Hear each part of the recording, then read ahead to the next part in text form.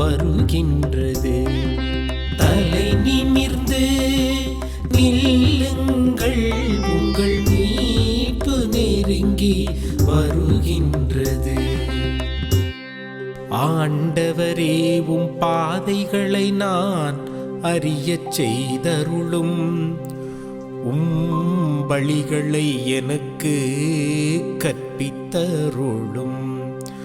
உமது உண்மை நெறியில் என்னை நடத்தி எனக்கு கற்பித்தருளும்.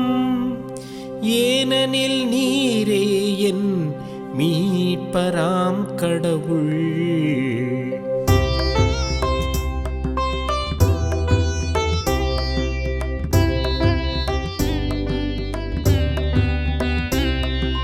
தலை நிமிர்ந்து நில்லுங்கள், உங்கள் மீட்பு நெருங்கி வருகின்றது. தலை நிமிர்ந்து நில்லுங்கள், உங்கள் மீட்பு நெருங்கி வருகின்றது. ஆண்டவர் நல்லவர், நேர்மையுள்ளவர். ஆகையால் அவர் பாவிகளுக்கு நல்வழியை கற்பிக்கின்றார். எளியோரை நேரிய வழியில் அவர் நடத்துகின்றார். எளியோருக்கு தமது வழியை கற்பிக்கின்றார்.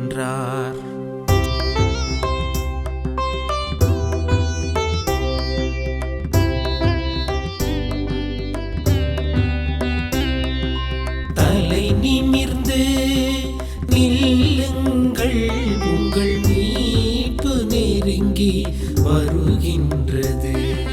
தலை நிமிர்ந்து நில்லுங்கள், உங்கள் மீட்பு நெருங்கி வருகின்றது.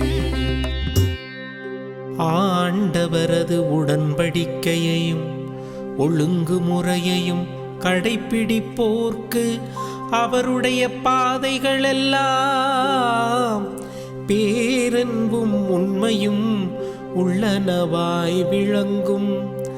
ஆண்டவரின் அன்புறவு அவருக்கு அஞ்சி நடப்போருக்கே உரித்தாகும்.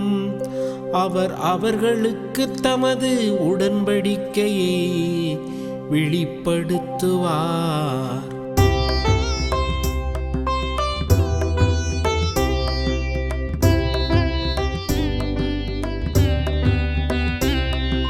தலை நிமிர்ந்து நில்லுங்கள், உங்கள் மீட்பு நெருங்கி வருகின்றது. தலை நிமிர்ந்து நில்லுங்கள், உங்கள் மீட்பு நெருங்கி வருகின்றது. இறையேசுவில் பிரியமான சகோதர சகோதரிகளே, மாதா தொலைக்காட்சியின் அன்பு நேயர்களே, தினம் ஒரு திருப்பாடல் என்ற இந்த இறை நிகழ்வின் வழியாக இறைவனுடைய இதயத்தின் செய்தியை உங்களோடு பகிர்ந்து கொள்வதில் நான் மகிழ்ச்சி அடைகின்றேன். இன்றைய பதிலுரை பாடலிலே தலை நிமிர்ந்து நில்லுங்கள், உங்கள் மீட்பு நெருங்கி வருகின்றது என்ற அந்த வரிகளை நாம் தியானித்திருக்கிறோம். இதற்கு அடித்தளமாக திருப்பாடல் 25 வரிகள் தியான சிந்தனைக்கு நமக்கு தரப்பட்டிருக்கின்றது. இந்த திருப்பாடல் 25 தாவீது அரசர் ஆண்டவரின் வழியை அறிந்து கொள்வதற்கு பாடிய திருப்பாடலாக அமைகின்றது.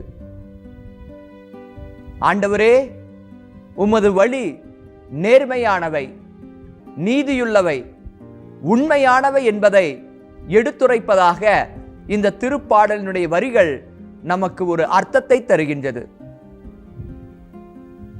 தலை நிமிர்ந்து நிற்க வேண்டும் என்றால் இறைவனை நோக்கி நாம் பார்க்க வேண்டும்.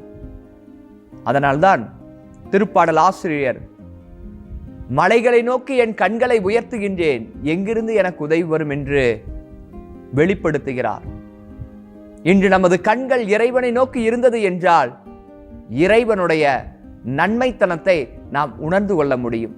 அப்பொழுது இந்த திருப்பாடலினுடைய வரிகள் நமக்கு ஒரு உண்மையும் நீதியையும் நன்மையும் வெளிப்படுத்துவதாக அமைந்து விடுகின்றன. அன்பார்ந்தவர்களே, திருப்பாடல் 25 வரிகளிலே தாவீது அரசர் பாடிய வார்த்தைகள், நான் உமது வழியை கற்பிக்க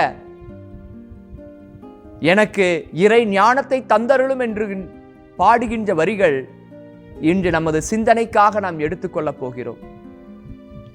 இறை வழி என்பது என்ன? இறை வழியில் நடந்தால் நமக்கு எப்படிப்பட்ட ஆசீர்வாதங்கள் கிடைக்கும் என்பதை இந்த திருப்பாடலோடு இணைத்து ஆண்டவரை நோக்கி பார்க்க நமது கண்களை உயர்த்துவோம். இறை வழி என்பது மனிதர் பார்ப்பதை போன்று அல்ல, இவ்வுலக பார்வை கொண்டது அல்ல, அது இறை ஞானத்தின் பார்வை கொண்டது. நோவாவினுடைய காலத்திலே நடந்தது. மக்கள் அந்த நோவா ஆண்டவருடைய கட்டளைக்கு ஏற்ப அந்த பேழை செய்யும் பொழுது மனித பார்வையிலே பார்த்தார்கள்.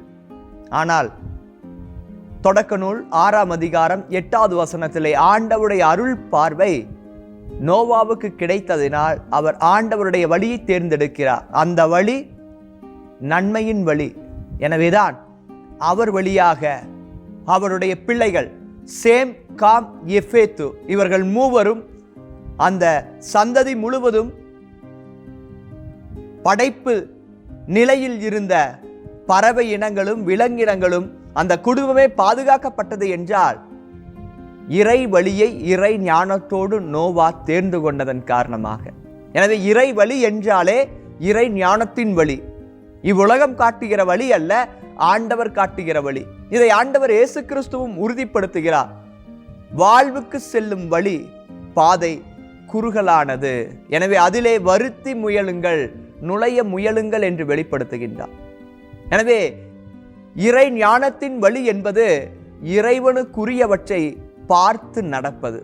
எனவேதான் நம்முடைய வாழ்வு விண்ணகத்தை நோக்கி இருக்கிறது. பிலிப்பியர் 3ஆம் அதிகாரம் 20வது வசனத்திலே விண்ணகமே நம் தாய்நாடு.